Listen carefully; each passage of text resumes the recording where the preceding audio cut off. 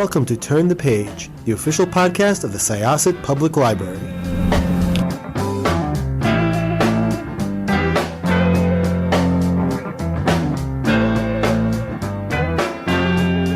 Hello, everybody. This is Evelyn Hirschwood, Reader Services Librarian.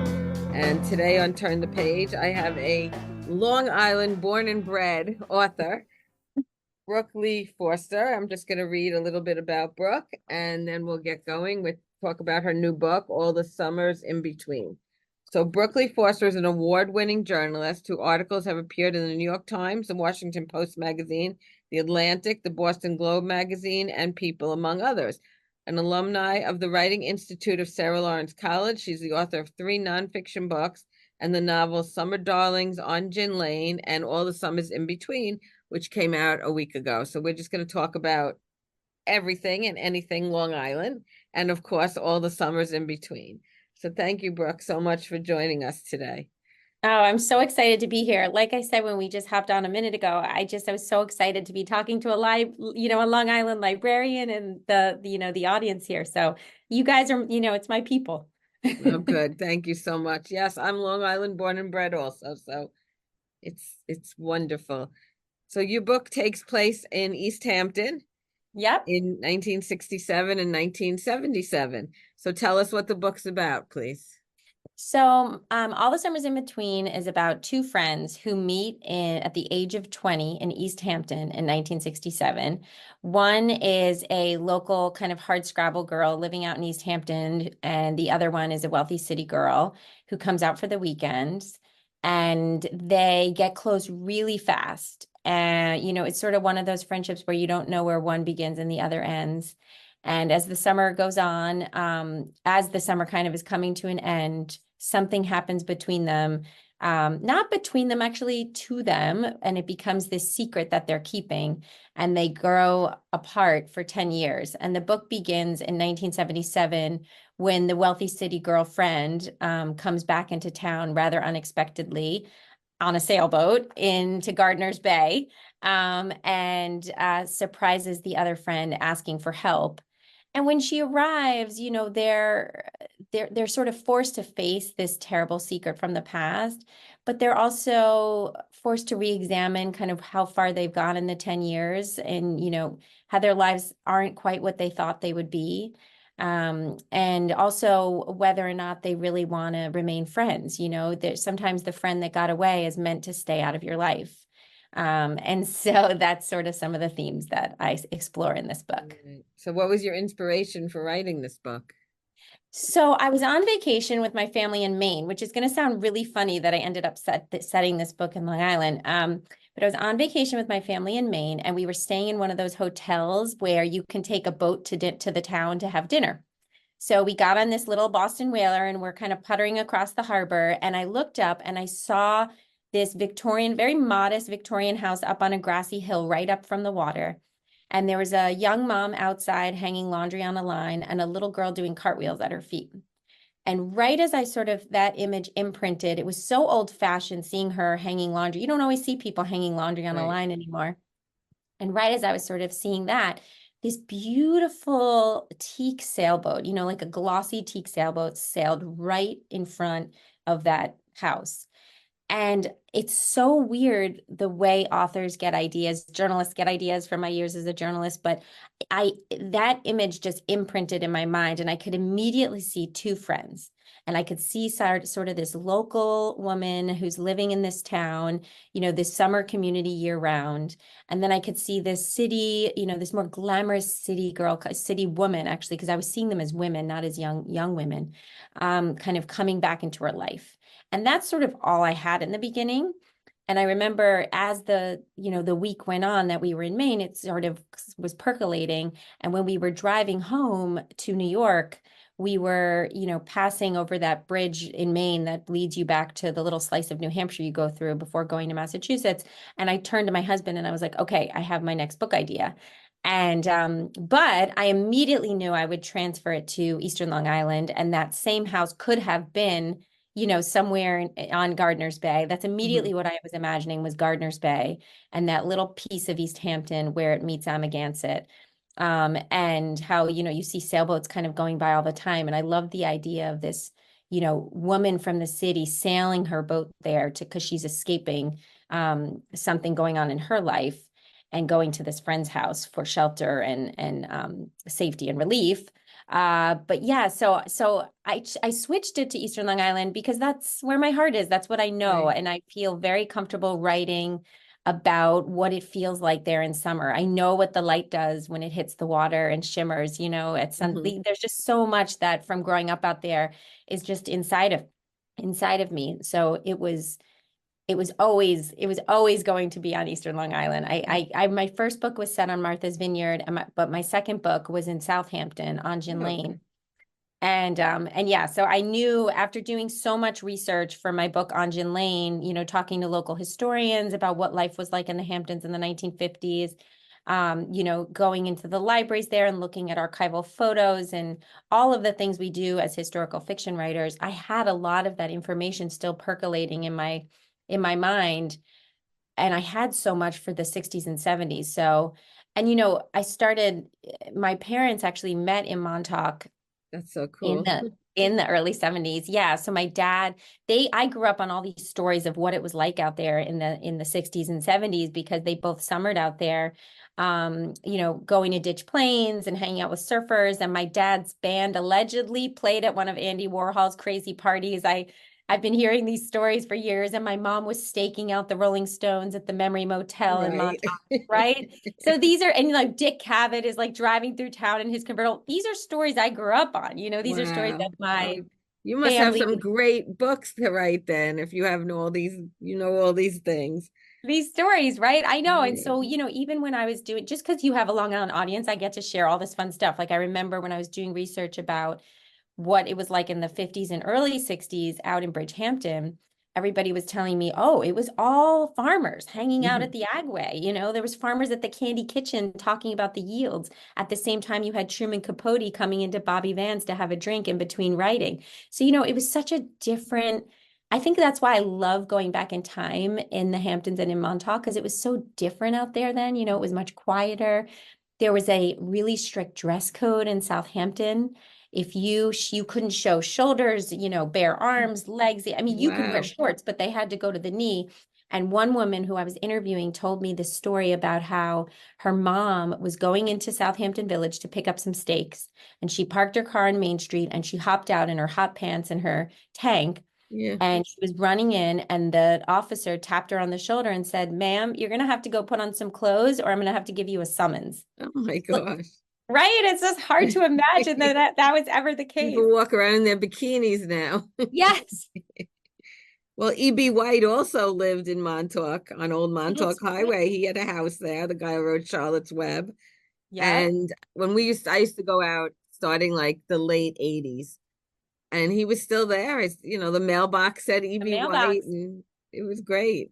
So you just confirmed to me something that as a child, I completely forgot about this. We would drive by, fast on Hither Hills. My Hmm. dad would like go fast, so we would fly up as kids and all Right. start giggling and screaming in the back seat. But whenever we would pass that, I always wondered if it was the E.B. It White. And is. It absolutely we was. didn't have the internet back then to help us, so I didn't know. That's so Absolutely cool. was the E.B. White of Charlotte's Web and Stuart Little. Oh, It was wow. it That's was the one amazing. and only. Yeah, we used to pass it all the time. Yeah, because we used to stay at the place next to Gurney's, and I never could remember the name of it. Oh, the panoramic? Panoramic View, right. We used to stay Yes. there before I had kids. Then once you had kids, you couldn't stay there because they didn't allow kids under Right. 10. So we had to Right. switch to a different place. But yeah, and he was like right on that road. So we used to see his mailbox all the time. I never ran into a celebrity out there. Have you?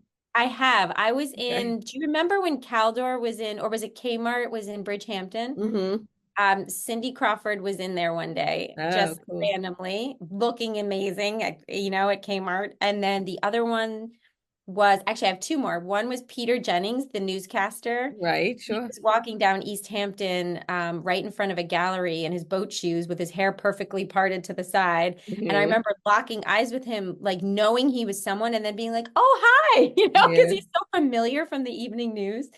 And the last one is actually my favorite story. So I worked as a nanny out in Bridgehampton Oh, for 2 summers when I was in college. I put an ad in Dan's papers saying that I was this like college student who would play with your kid all summer. And I ended up right. getting so many calls on that ad that I got all my friends from Shore Wading River High School jobs out there. So we were Wow. all out there.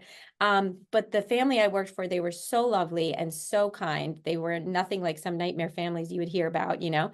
Great family in the creative world, but they invited me to a party one night and Betty Friedan was there. Oh, that's great. So yeah, so she's, for the readers who don't know, she's the woman who wrote The Feminine Mystique, the author, and she also founded the National Organization for Women. So, Right. you know, her work and her words feature so largely in all three of my books.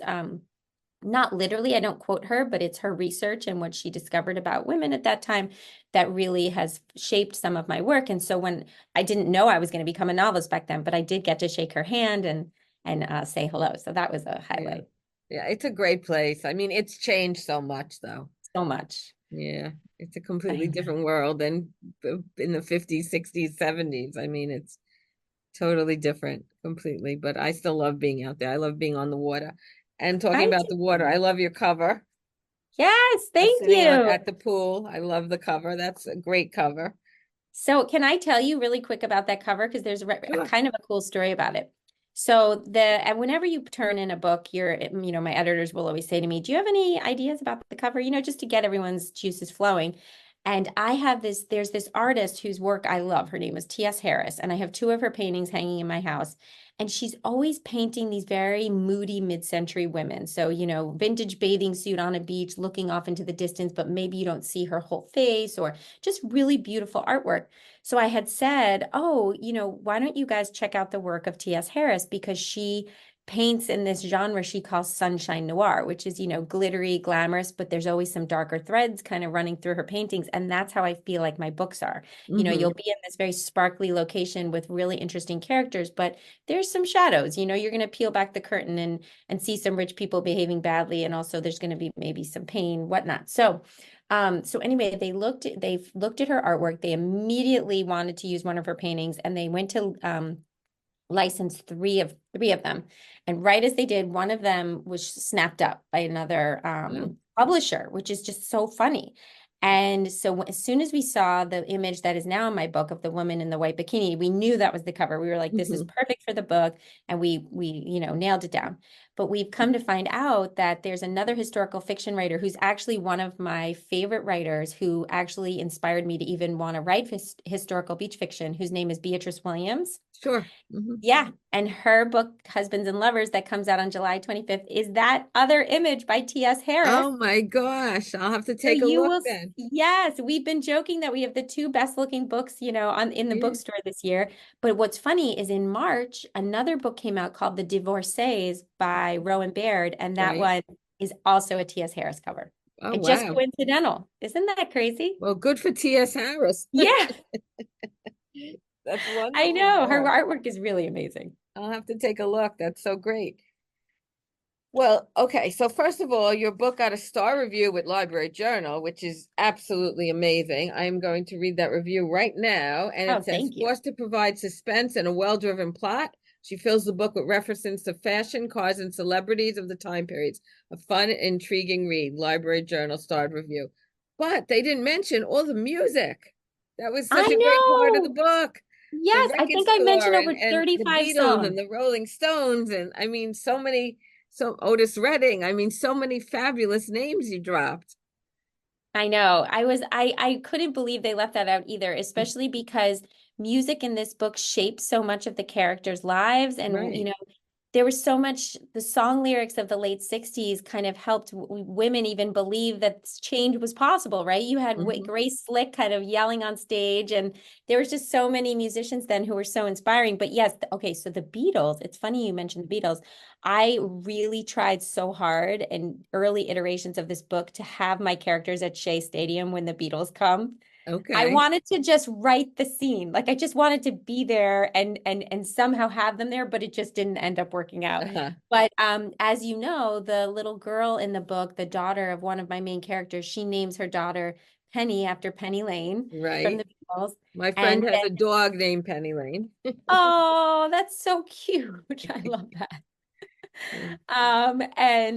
Yeah, so there's, I really wanted to show just the way these women all work in a fictitious record store in East Hampton, and I wanted them to be riding this tide of feminism and change and this belief that, maybe their lives could look a little different from their mothers. And they're popping political buttons on their shirt, and they're dreaming about, going to school and being artists, and all of this change that's coming their way. And then the 70s fall like kind of a great big hangover. Hmm. And by 1977, what's happening in women's lives is that, the Equal Rights Amendment in 1971 is given a sex discrimination clause, but no one's enforcing it. Women may be working in 1977 in greater numbers, but they're still earning 62 cents on the dollar. And so all of this change that they believed was going to happen, it doesn't really manifest in their lives. The young woman Thea is still kind of doing the majority of the housework and taking care of her Right. husband and supporting his career. And so when her friend comes back into town, they're sort of grappling with this idea of, gosh, why didn't the one friend from the city is like, why didn't you ever become an artist? Like, why did Right. you let go of that?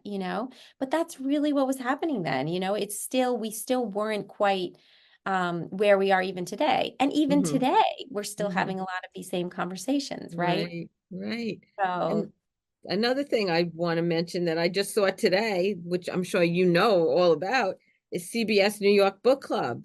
Your book is yes, one of the three that we have to vote for. yes. Oh my gosh. So please, everybody, I don't even know how to tell you to vote, but please go vote for me. It's the Club Yeah, no, Calvi you go to CBS book. CBS New York Book Club and you can vote for it. Yes, I know. It's I so was cool. so excited. So How excited. long, when did you find out? So we found out like a week ago, but you're That's it. sworn to secrecy. You can't tell a soul. I Right, told my husband and that was it because, if anything gets out, I swear they'll like take it away from you. And we're right, also, right. so I couldn't tell anyone. So I've just been like sitting here being like, I just saw it. I'm like, wow, this is fabulous. So I wish you a lot of luck. I will vote. I will yes, definitely please. vote. And Yes, please. I'll tell all my colleagues here at the library to vote. Thank you. I appreciate Yeah, that. that's exciting because she's good, Mary Calvi. She really is. She's really good. And if Yeah. you win, then you get to go record a whole segment in a place that's important to the novel. So where do you think I'm going? I'm going out to Eastern Long Island somewhere. We're going to figure out where, if we win, Wow. we're going to figure out where to record out How there, about lobster at Lobster Roll? That would be Like cool, right? where the affair started. I know that's what I always, it's funny now that show filmed there. That's what I think of every time I Yeah, pass it. right. But I love going there. All the Yeah. fried food is just so good. It's Oh so yeah, bad for no, me. I only So do the good. lobster roll. I don't do the fried. Oh yeah. And it's so funny when we went out years ago, like we'd buy a pound of lobster roll for the way home at Uh-huh. $25. Now I think when we asked this year, I think it was $85 Oh my for the God. pound. Yeah. That's So crazy. that's a big Wow. change. That's a big change. Yeah. I Yeah. mean, there's changes all over. My family that lives out there year round, they love the winter. I'm always like, Hmm. how do you guys live out here in the winter? They love it because they're like, it's so Wow. quiet in fall and winter and spring. It's just so Yeah, I've quiet. never I'm been like, out there yeah. past September, so Yeah, actually, October's a beautiful month in Montauk. It's mhm, actually because it's shoulder season, so the prices go down a little bit. right.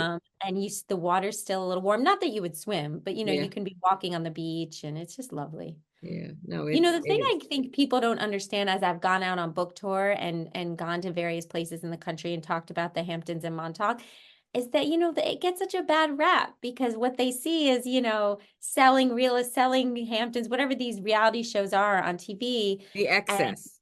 yes, and granted, the houses are huge now, and there's a lot of that, but ultimately the reason we all go out there is because the beaches are completely unspoiled. There's no high Oh, rises built on beaches. There's no boardwalk. When we all go out there, we're just enjoying nature and its beauty. And absolutely. right? And so that's what I keep trying to tell people. I'm like, let me just tell you a little bit about what it's really like out there, you know? Yeah, And we the always town, stay at a place right on the water, so we can open the door, we could hear the water crashing all night exactly. long, and I mean, Yeah, it's beautiful out there. It really it is. is. It It's so is. beautiful. I love it out there. So Same. in the book, they talk a lot about taking a cross-country trip. Was that Yes. something you did when you were in your youth?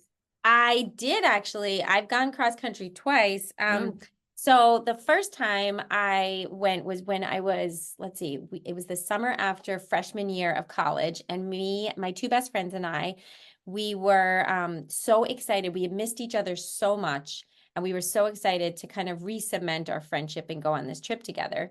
So we, packed up the car and go over the Verrazano Bridge and going down south through Tennessee, and we made it I think it was about, we were in like Little Hope, Arkansas, or somewhere in Arkansas, Hot Springs, Arkansas.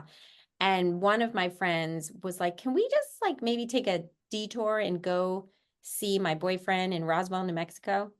And we were like, why? And she's like, I don't, I just kind of miss him. And we're like, kind of not too happy about it, but we decide to do it. So we drive to Roswell, New Mexico, which is there's not much going on in Roswell, New Mexico. hmm. And but we're like letting her kind of get it out of her system. And I think we stayed for 2 nights.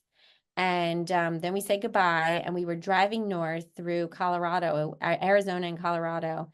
And no, is it Arizona? No, it was New Mexico and Colorado. Sorry, my geography was failing me a minute. And in Colorado, my friend was like, you know what? I think I just want to go home. I miss my boyfriend, and I kind of just feel like I don't know. She just like wasn't feeling it. And we all got so upset because, we really we thought we were going to leave for 4 weeks, and this was like week one. And it's funny because when I think back on it, now we take planes like buses. Hmm. We should have just dropped her off at the Denver airport and had her fly home. And she could have, but for some reason, I remember thinking, in the car as we were having these tense conversations, figuring out what to do, that if we dropped her off at the airport, we wouldn't talk again. And I felt like it would be the end of our friendship. So we turned around and went home Oh my after gosh. we went all the way back to New York. And what was crazy is that when we got home to, Wading River, where I grew up, we actually grew apart as friends anyway, with the one friend who had wanted us to go see her boyfriend. So my other friend, Karen, and I, we had stayed very close, and we're still very close friends now. But we lost touch even though we turned around and drove home. Oh my And I think gosh. it's because when you're 20, you just sort of think of your friends so much differently than when you're much older than that. Hmm. When you're younger, you sort of need your friends to boost you up and help flesh out your identity, and you sort of lean on each other so much. I feel like there was such a colossal disappointment when she sort of chose her boyfriend over us as friends. And that's really something you feel at 20. Hmm. My friendships now are so different. I'm 48, and I have so many close mom friends, but I would never have the same level of expectation and disappointment on them. And I think that's surrounding our friendship. And I think that's just because I'm married and I have kids and I'm Right. very solid in my identity and I know what my career is now. All those questions and uncertainties of your youth that you sort of need those friends so much to feel strong and confident. They're no longer here. So when I think back on it, I'm just like, it's so silly. Why did we do that? Like, why did we let it get to us so much? Yeah. And my best friend Karen and I, we still get together. She actually lives up in New Hampshire on a lake. And sometimes we'll get the kids together and they'll be playing on a lake and we'll be sitting on lounge chairs sipping iced tea and we'll be like, what really happened? Like it's just like we still end up revisiting it. Um, and so we've had, I've definitely talked to the other friend on and off, and there's no ill will. We're not on bad terms or Hmm. anything. It's just that it was never the same, it was never the Yeah. same between us. What else So. from your past did you put into this book? I wouldn't say there's a lot from my past. But there's definitely universal truths and themes that I visit, and I guess I could say revisit because I think it's in other books too. But I was recently talking with a friend about some common themes that emerge in all of our books. As authors, you kind of go Mhm. back to the same ideas. And one of the things that came to me was that I often write about women finding the courage to go to the people they love and ask for what they need. And I think that I keep coming back to that because it's something that I've found hard in my own life. I think that as you get married and become a mom and you're juggling your career and you're trying to figure out where you kind of fit into all of this, all of the chopping fruit and bedtimes and chasing kids on the playground and trying to have a flexible life while still kind of holding on to your identity and who you are in your career. It's been, I've found at times, admitting that I needed more was really hard, admitting that maybe I wanted to try writing fiction instead of being a journalist. Like, even though my husband's so supportive, it's me. It's like sometimes I just have trouble saying, wait, I need time, I need to take some time away from the family to work on this book or whatever it is. And so in the novel, All the Summers in Between, she really wants to, when her friend Margot comes back into town and reminds her of this desire she had at age 20 to be an artist, she suddenly has to go to her husband and say to him, is this something that you would support? Is this like, she's kind of hinting, my characters sometimes talk in code because I think that's how we speak in relationships sometimes. But she's, when she begins talking to him, he's like, yeah, go for it. It's great. But then when it's like, what does that really look like? That really looks like, well, maybe you're not going to be able to cook dinner every night, or maybe you're not, so I feel like with friendships and marriage, there's always a constant renegotiation for everyone's happiness, and it's important for everyone to kind of have a little time and have a little say in what your lives are going to look like. And I think as women, sometimes it's harder for us to admit that and to go to the, whether it's our mom or husband or a friend, and kind of ask for what we need. So I loved exploring that in this book. And I think it's because, I can relate to that feeling even in, 2024. So Yeah, absolutely. And just want to mention there's plot twists also in this book. It's not just yes, straight friendship. There's all kinds of things going on being thrown at you, and you want to know exactly what's going to happen. So that's I love that. No, I often exciting. say, like, I write mystery light. It wouldn't be on the mystery shelf, but there's always a mystery kind of turning Right. the pages as all this other kind of friendship and relationship stuff is unraveling. Yeah.